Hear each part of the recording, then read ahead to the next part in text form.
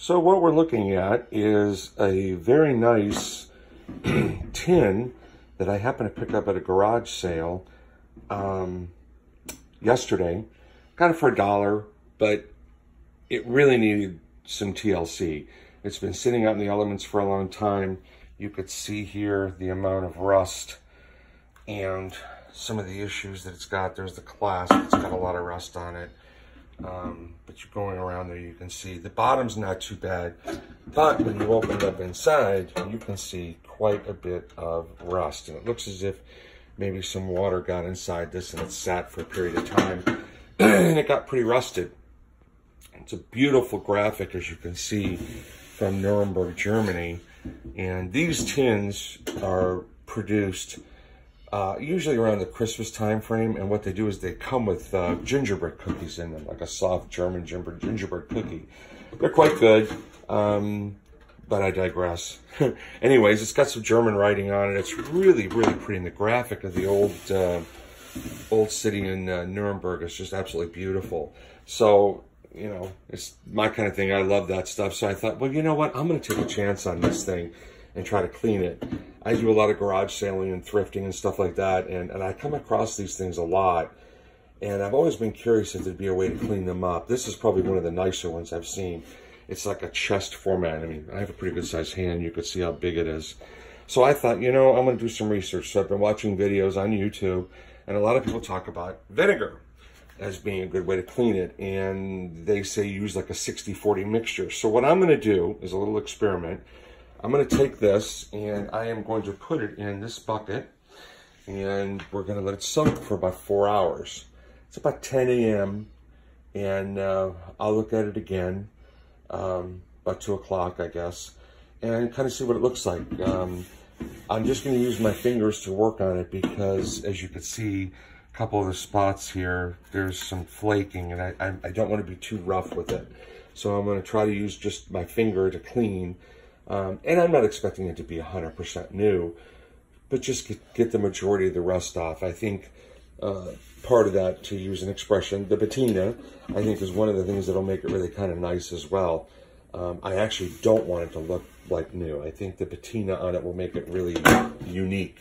So anyways, we're going to come back. I'm going to go ahead and I'm not going to film me filling up the bucket and all that, but I'm going to do that, and then we'll come back in 4 hours and I'll let you know how it looks.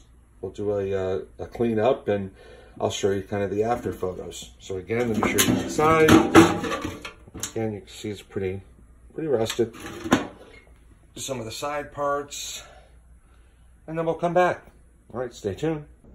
Okay, so it's been just a little over an hour, maybe hour and a half, and I came in to check on it, and I was a little concerned because I saw some paint flaking off. And I thought, uh-oh, this might be too hard of a mixture. So what I did was I pulled it out, and quite a bit of the rust had come off, not as much as I wanted. So what I did was I took a brand new soft bristle type of a toothbrush, and I lightly, you know, went over some of the rust on the outside. I tried to really stay away from any of the painted surfaces, but only those places. And matter of fact, you can see those two right here. Those two I used the toothbrush on because they're right there on the top, but I didn't scrub too hard because I was afraid I'd start flaking the paint.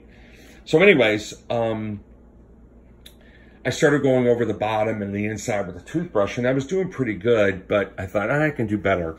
So I actually took a green scouring pad, which everybody's familiar with those, and there's the toothbrush. That was a Dollar Tree toothbrush, I think 4-pack for $1 kind of a thing. Scouring pads, I think, came from there too. But anyways, so I took the scouring pad on the inside, which is unpainted, and it did amazing work. I wish I could show you now, but I want to let it soak a little bit more, but it did amazing job on the inside.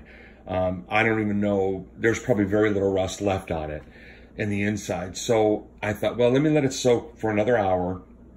I'm going to come in, I'm going to hit it with the toothbrush, I'm going to hit it with the scouring pad again, and be real careful. And I think at that point I'm going to call it done. It's still going to have a cool vintage look because there's still going to be a little bit of the rust, etc. and all that. So I think it's going to come out really, really cool. And then I'm going to go ahead and just give it a good bath in fresh water and rinse it out real good and let it dry. A lot of people, if you watch videos, will say things like, oh, and then followed up with WD-40 or vegetable oil, this, that. Well, that's all well and good if you're dealing with like a tool or something that's outside. But this is going to be something I'm going to keep in the house. I don't want it to be oily. I don't want it to smell like WD-40, which has a very pungent smell. I don't want any of that. And I want to use this for storage. One of the things that I liked about it when I bought it was I'm a postcard collector. And I thought, boy, this would be really nice. Line the bottom with felt and use it to put postcards in. I actually got some felt at a garage sale yesterday along with this thing. So that's kind of what my plan was for it. We'll see how it turns out. But so far, I'm very impressed and very pleased with the way the vinegar and the water mixture is working. Like I said, we'll come back in an hour. We'll take a look at it and see what it looks like. Talk to you then.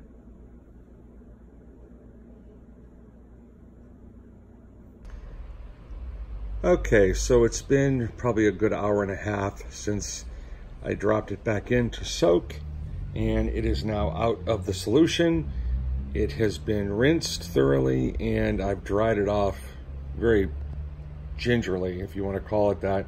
I pat dried it because, unfortunately, what I found, let me show you the side, is it took a lot of the paint off. I think the solution is just too harsh for something that's painted. That side is okay. Let me show you the top a little bit. I mean, thank God the top is okay, other than it did take some off there. I think the solution of vinegar is just a little too strong for it. Didn't really do much for the clasp. Let me show you inside. The inside really is what kind of came out nice. There's the lid. You can see a lot, the before and after. The lid there is a lot cleaner. And looking inside, it came out pretty good. You see a little bit of rust there, a little bit in the corners. Really hard to get down into the corners, but you know, if I put felt in it and kind of do like I was saying, it might make it okay. Unfortunately, I think the way this came out, I like the rustic look, but I think it really kind of came out a little bit more rustic than I wanted. I'll probably end up using it for something in the garage. I don't really see myself keeping it in the house and doing anything with it. I think it's just a little bit too, you know, still looking a little bit too rough and a little too damaged. There's even some paint that's kind of rolled. You could see that there. I'm going to leave that alone until it dries and then kind of flake off what I can. Unfortunately, I think this was a fail. I think that the solution was a little too strong for this type of an item. It was a good practice for me because now I know in the future I won't buy these with the intent on trying to restore them. I think it's just a little too much. Probably the easier thing to do would be, if you find something you really like, search on eBay and see if you can find one similar. But anyways, I hope you enjoyed this. I hope you learned a little something. I know I did. And maybe you could save yourself from making yours worse than it was with that little bit of rust on it. So if you liked the video, put a thumbs up at the bottom, and thanks for watching. Bye.